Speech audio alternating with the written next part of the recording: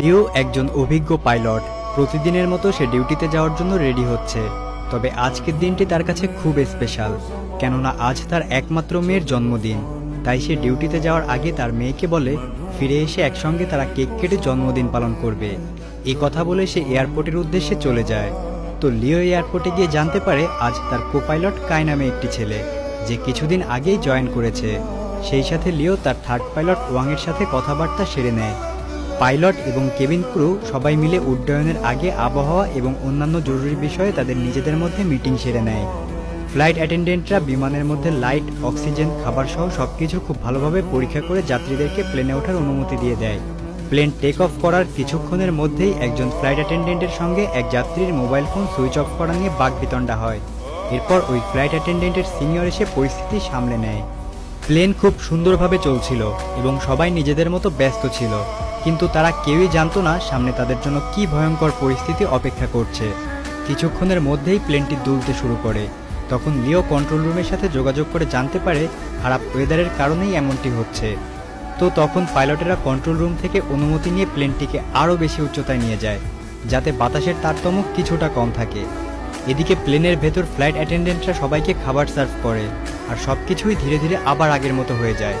ককপিটে লিও এবং তার কোপাইলট কাই নিজেদের ভেতর গল্প করছে। তাদের কথাবার্তার এক পর্যায়ে লিও একটা শব্দ শুনতে পায় আর লক্ষ্য করে প্লেনের সামনের উইন্ডশিল্ডে ফাটল ধরেছে। তো তারা বুঝতে পারে এটা মোটেও ভালো লক্ষণ নয়। তাই তারা দ্রুত বিষয়টি এয়ার ট্রাফিক কন্ট্রোলকে জানায়।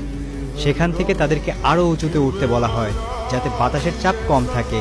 কিন্তু তাদের কথোপকথন শেষ হতে না হতেই বিকট আওয়াজ করে প্লেনের উইন্ডশিল্ড সম্পূর্ণ ভেঙে যায়।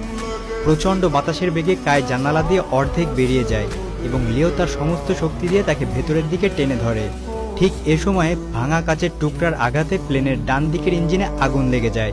প্লেনের ভেতর সবাই বুঝে যায় খুব খারাপ কিছু একটা ঘটেছে।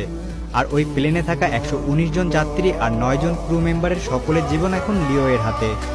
ককপিটের দরজা যেহেতু বন্ধ ছিল, তাই ভেতরে থাকা কেবিন ক্রু এবং প্যাসেঞ্জার তখনও বুঝতে পারছিল না বাইরে কি ঘটছে। তাই সবাইকে সিট বেল্ট বেঁধে শান্ত থাকার জন্য অনুরোধ করা হচ্ছিল।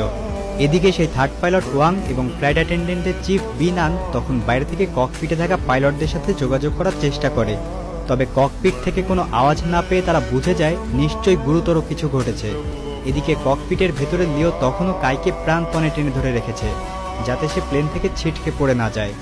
এবার লিও আস্তে আস্তে কাইকে ছেড়ে দিয়ে তার আসনে ফিরে আসে আর প্লেনের কন্ট্রোল নিজ হাতে নিয়ে কন্ট্রোল রুমের সাথে যোগাযোগ করে। ঠিক ওই সময় তারা বরফে ঢাকা পাহাড়ের উপর দিয়ে উড়ে যাচ্ছিল। তাই সামান্য 19-20 হলেই তারা সোজা গিয়ে পাহাড়ে ধাক্কা খাবে। তখন প্লেনটি হঠাৎ ডানে অনেকটা ঘুরে যায় আর এতে যাত্রীরা সবাই একপাশে চলে যেতে শুরু করে। এবার যাত্রীদের মাঝেও পুরোপুরি আতঙ্ক ছড়িয়ে পড়ে আর তারা সিট বেল্ট শক্ত করে বেঁধে নেয়। ফ্লাইট অ্যাটেন্ডেন্টরা নিজেদের জীবন বাজি রেখে তখন সেখানে থাকা বয়স্ক আর বাচ্চাদের সাহায্য করতে থাকে। এদিকে লিও আপ্রাণ চেষ্টা করছে প্লেনের কন্ট্রোল ফিরে পাওয়ার জন্য। তখন লিও প্লেনটিকে একটি আচমকা টান দেয় আর এতে কাই আবারও প্লেনের ভেতর চলে আসে। সে কাইকে ভেতরে আনার জন্য ইচ্ছে করেই এমনটি করে। তবে এতে ককপিটের দরজা আচমকা খুলে যায় আর প্রচণ্ড বাতাসের চাপে সবকিছু এলোমেলো হয়ে যেতে শুরু করে।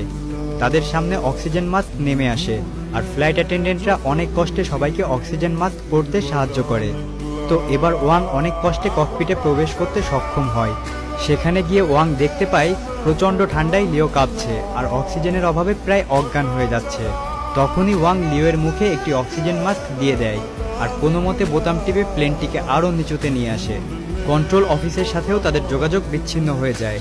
তাই আশেপাশের এয়ারপোর্টের ফ্লাইট ক্যান্সেল করে সব রানওয়ে খালি করে দেওয়া হয়, যাতে ইমার্জেন্সি ল্যান্ডিং করতে পারে। সেই সাথে পুলিশ এবং ফায়ার সার্ভিস সবকিছু নিয়ে যে কোনো খারাপ সিচুয়েশন মোকাবেলার জন্য প্রস্তুত হয়ে যায়। সেই সাথে কন্ট্রোল রুম থেকে 3টি ফাইটার জেট পাঠানো হয়, যাতে তারা গিয়ে ওই প্লেনটিকে খুঁজে বের করে লিও এর সাথে